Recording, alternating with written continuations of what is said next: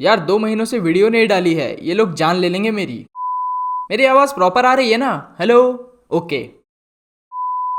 उह, तो शुरू करते हैं। Light Yagami and detective L, दो ऐसे फिक्शनल कैरेक्टर्स जिनकी स्मार्टनेस और इंटेलिजेंस को मैच करने वाले बहुत ही कम कैरेक्टर्स होंगे इस पूरे फिक्शन वर्स में। जहां एक तरफ है लाइट यागामी जो कि उस क्लास टॉपर की तरह है जिसे कि हमेशा बाकियों से आगे रहना है, इंसानों के बीच गॉड बनना है। तो वहीं दूसरी तरफ है एल जो कि उस वेटरन एथलीट की तरह है जो कि पहले से ही अपने गेम के पीक पर है, बाकी सबसे आगे है। एंड फ्रेंड्स, इनके अंदर की यही क्वालिटीज हैं जो कि लाइट एंड एल को एक दूसरे के परफेक्ट राइवल बनाते हैं। तो दोस्तों, आज इस एपिसोड में हम कंपेयर करने वाले हैं लाइट यागामी और डिटेक्टिव एल की रेस्पेक्टिव पर्सनालिटीज के कुछ पॉइंट्स को, जिससे कि आप ये जान पाओ कि इन दोनों कैरेक्टर्स की पर्सनालिटीज में आखिर डिफरेंस क्या है। एंड साथ ही ये भी कि इनके अंदर ऐसा क्या है जो कि इन्हें इतना आइकॉनिक बनाती है। एंड किसे पता, मे बी उन ट्रेड्स को फॉलो करके आपकी अपनी पर्सनालिटी भी नेक्स्ट लेवल हो जाए। So with that being said, let's begin. Point 1, risk taking. अब लाइट एंड एल की ऑलमोस्ट सिमिलर पर्सनालिटीज में जो पहला पॉइंट ऑफ डिफरेंस हमें देखने को मिलता है वो जुड़ा हुआ है उनकी रिस्क टेकिंग एबिलिटी से,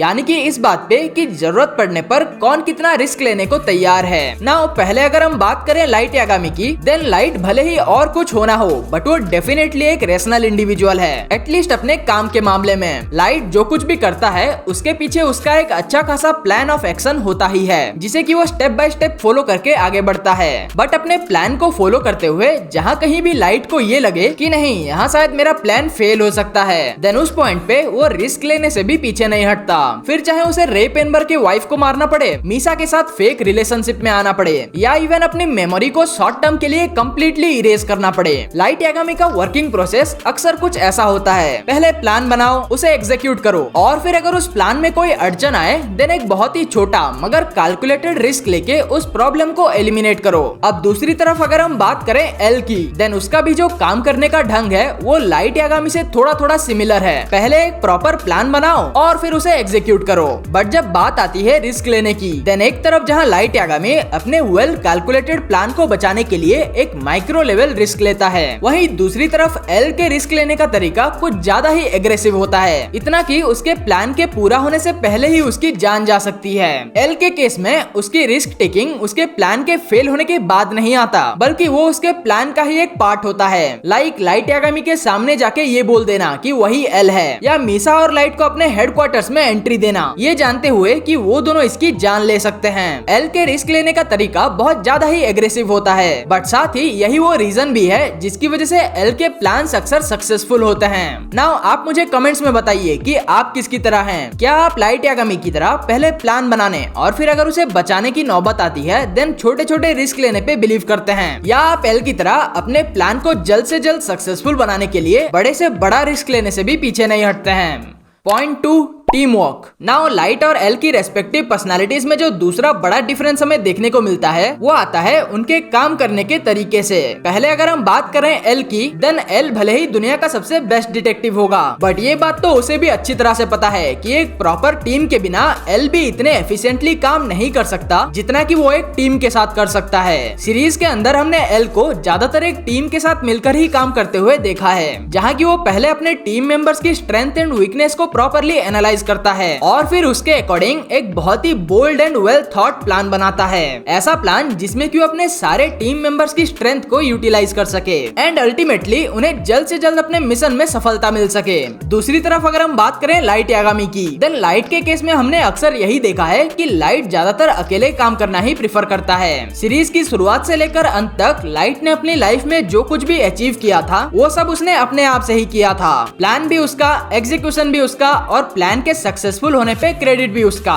जहां एक तरफ एल अपने टीममेट्स को अपने स्ट्रेंथ की तरह इस्तेमाल करता है, वहीं दूसरी तरफ लाइट के लिए उसके सपोर्टर्स बस मोहरे की तरह होते हैं जिन्हें कि वो जब चाहे इस्तेमाल करता है और काम हो जाने के बाद उन्हें डिस्पोज कर देता है, just like a proper criminal. क्योंकि जितने ज्यादा लोगों को लाइट के बारे में पता होगा उसके पकड़े जाने के चांसेस उतने ही हाई होंगे, राइट? नाउ अगेन आप मुझे कमेंट्स में बताइए कि आप किसकी तरह हैं। क्या आप एल की तरह एक टीम में रहकर सबके साथ मिलकर काम करना प्रेफर करते हैं, या आपको लाइट की तरह अकेले काम करना पसंद है? हाँ, ये जरूरी नहीं है कि आप भी लाइट की तरह एविल हो, बस अपने काम करने का तरीका बता दीजिए। Point 3, know your opponent. अब फाइनली चलिए हम बात करते हैं लाइट और एल की पर्सनालिटी के तीसरे बड़े डिफरेंस के बारे में, जो कि पर्सनली मेरा फेवरेट पॉइंट है, and that is knowing your opponent. अपने ओपोनेंट, अपने कॉम्पिटिटर, अपने राइवल के बारे में जानना। नाउ पहले अगर हम बात करें एल की, देन एल एक सच्चा डिटेक्टिव है जो कि अपने ओपोनेंट को टॉप टू बॉटम बहुत ही अच्छी तरह से जानता है। और ये मैं नहीं कह रहा, बल्कि आप खुद देखिए। Kira is childish and he hates losing. But how do you... Just what do you mean? Well, I'm also childish and I hate to lose. That's how I know. और यहाँ मजे की बात यह है कि एल ना सिर्फ लाइट की पर्सनालिटी के बारे में जानता है, बट साथ ही वो उसके वीक पॉइंट्स के बारे में भी जानता है, वो भी बिना लाइट से कभी एक्चुअली मिले। And this is one of the reason कि क्यों उसे अक्सर उन दोनों के बीच होने वाले मेंटल वॉर में एक अपर हैंड मिलता है। दूसरी तरफ अगर हम बात करें लाइट यागामी की, देन लाइट एल की तरह नहीं है। उसने पहली मुलाकात से ही एल के बारे में सब कुछ नहीं जान लिया था, जैसा कि एल ने उसके बारे में किया था। बट लाइट के केस में जो गौर करने वाली बात है वो ये है कि भले ही उसने एल को शुरुआत से ना जाना हो, बट उसने थ्रू आउट द जर्नी धीरे धीरे एल के बारे में जानना शुरू किया कि एल कैसे सोचता है, कैसे काम करता है और उसके वीक पॉइंट्स क्या हैं। एंड हर बार जब लाइट को एल के बारे में कोई नई बात पता चलती थी, तब वो तुरंत ही अपने एग्जिस्टिंग प्लान को उसके मुताबिक मॉडिफाई कर लेता था, जिससे कि फिर एल उसे ना पकड़ पाए।